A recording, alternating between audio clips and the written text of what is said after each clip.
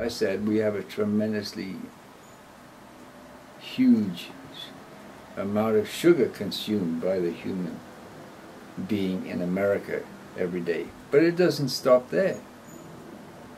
No, it's not enough. You know, even sugar is not enough to be able to satisfy the attraction for extreme yin. So what happens is that people start seeking out something which is more extreme yin than even sugar. And this is alcohol. Now, I did find out some really interesting data on alcohol consumption in the United States per person per year. In terms of liquor, that means, you know, pure alcohol like whiskey and gin and vodka and tequila and all those things. 2.192 gallons per person per year. That's just liquor intake. And you know, this is 312 million people, or 20 million people. So you have to amount, the total amount of liquor consumed is 2.192 gallons multiplied by 312 million. I think that's the current population of the United States. Now beer, in addition to liquor, Americans consume 21.55. In other words, almost 10 times as much beer consumed as there is liquor per person, which turns out to be 172 pints per person per year, which turns out to be 2,758.4 ounces of beer consumed every year by every person in the United States. This is per capita. So, of course, a lot of people don't drink. I mean, well, I wouldn't say a lot, but there are people that do not drink. So you can imagine how much people who do drink are actually drinking. The total amount of liters of consumption of beer in the United States, the total, is 23.97 billion liters, which is over 3 trillion ounces. So that's alcohol consumption. And the only country in the world that it exceeds, as I said, we consume in America 23.97 billion liters. In China, it's more like 30 billion. They're the only country that has a higher consumption of beer than the United States in terms of total amount. There are other countries, apparently a lot of European countries drink a lot of alcohol, you know, and some of them do exceed the United States in terms of alcohol consumption per person per year. And of course China has pretty much 4 times the population of the United States, and they drink 10 billion liters more.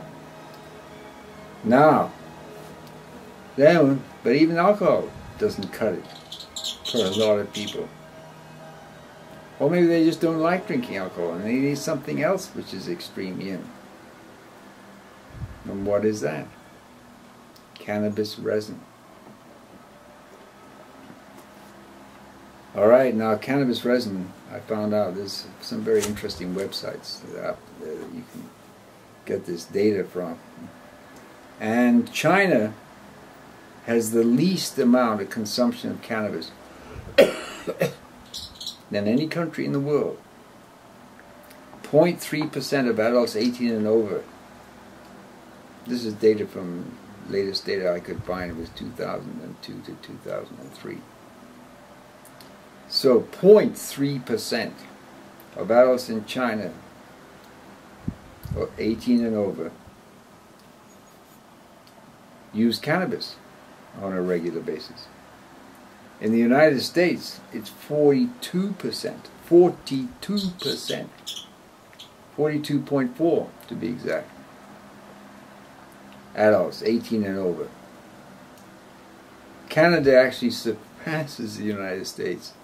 Canada's 44.5%, and in there it's 15 years and older, that data. Alright, so the supply of cannabis resin in the United States per annum, from both domestic and imported, is around 21,865 metric tons, which turns out to be 771,265,178 ounces. So that's consumed every year in the United States.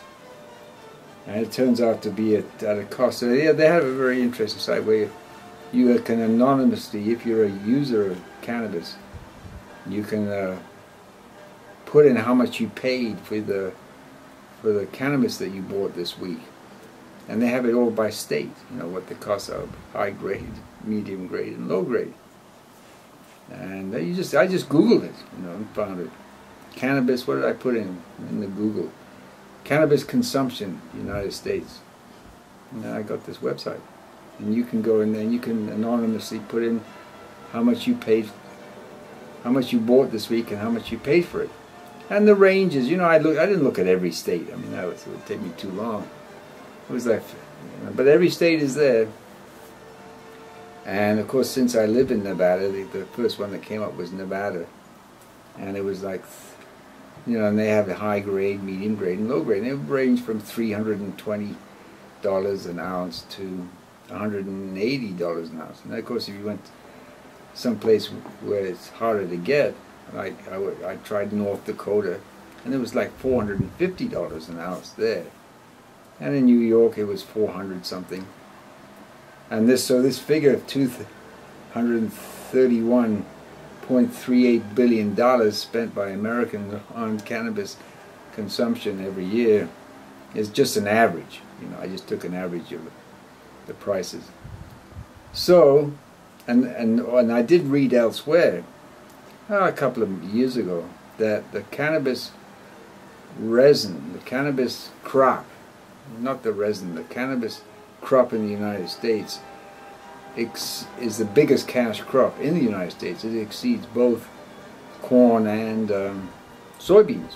No, corn and soybeans together, but each one. So number 1, 2, 3, cannabis is the marijuana crop is the number 1 cash crop in the United States.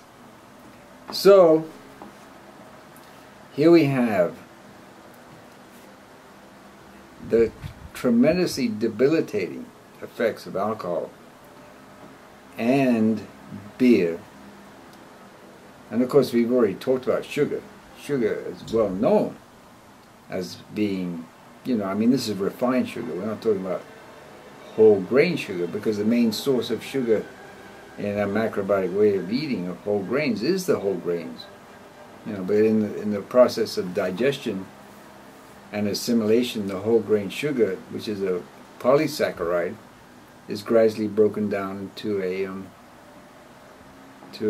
simple sugar, and then it's assimilated. Whereas if you take simple sugar straight, it just goes straight into the blood as soon as you put it into your mouth. And it wreaks havoc as a result, because it's, well, the way to describe it is if your main source of sugar is whole grains, and we do need sugar. I mean, there's no question about that. Sugar is a very necessary ingredient in our daily life for us to function properly. But the best source of sugar, as I've said, is whole grains. So when you eating whole grains with the sugar, by the time it's broken down and assimilated, is a simple sugar, and it's gradually assimilated into the bloodstream, and it maintains the blood sugar level at a very even, steady concentration. You know, which I think is about 120 somewhere. I mean, don't quote me on this. You'd have to look it up. But it's about 120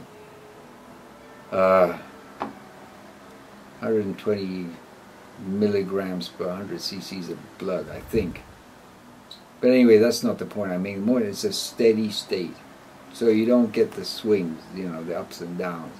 Whereas when you take in refined sugar, which is a simple sugar, you know, sucrose, or fructose, which comes from fruit, or lactose from milk, those get into the bloodstream very, very fast, and they cause the blood sugar level to just go up like that. I mean, one of the characterizations, the descriptions of this is, if you imagine that your steady state sugar intake is like the coals, the embers of a fire burning quietly and glowing with a tremendous radiant heat, but very quietly.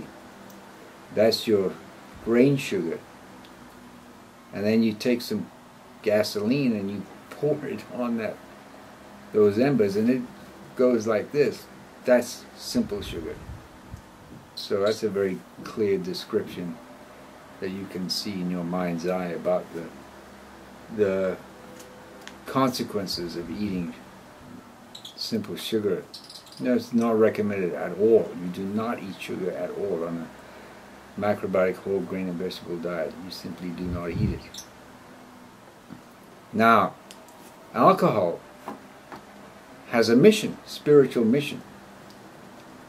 Because I'm going to be bringing in spiritual knowledge during the course of the Mobuku Chronicles that I've gleaned from studying Steiner over these past 30 years. And alcohol has a spiritual mission. See, originally, when we go back, and I talked about this in one of the early episodes, to the history of the development of the human being from the inception of this earth manifestation. You know, we have the Polarian epoch, the Hyperborean, the Lemurian, the Atlantean, the post-Atlantean, and we are in the post-Atlantean. And we're in the fifth post-Atlantean culture. And the first post-Atlantean culture was the Indian, which is, you know, prehistorical. In other words, there's no history record of it. Recorded history doesn't exist of that culture. Steiner got all the information that he's divulged in his lectures about the Indian culture from clairvoyant investigations into the Akashic Chronicle having to do with the Indian civilization. Now, the characteristic of the psyche, the soul mood of the Indian people, was that they were very much still attached very strongly to the spiritual world. They still remembered it, and they could still see, they could still perceive it in clairvoyant, dim clairvoyant perceptions. In fact, that dim clairvoyant perception persisted for a long time. And they really didn't want to have anything to do with the earth. They regarded the earth, the solid earth around them, as they were living their daily lives, as Maya, which means it is an illusion. It's not real. And we don't want to have anything to do with it, because it is, it's oppressive. No, we want to go back to the spiritual. We want to live in the bosom of the spiritual world, which is where we came from and where we belong. And this persisted for a long time. And even in the Indian culture, that is. And of course there was another culture started later. Those cultures last about 2,160 years. And then they go into another phase. Now, when the Indian culture went into its other phase, another culture began, which is also not recorded by historical records, called the Persian culture. and the great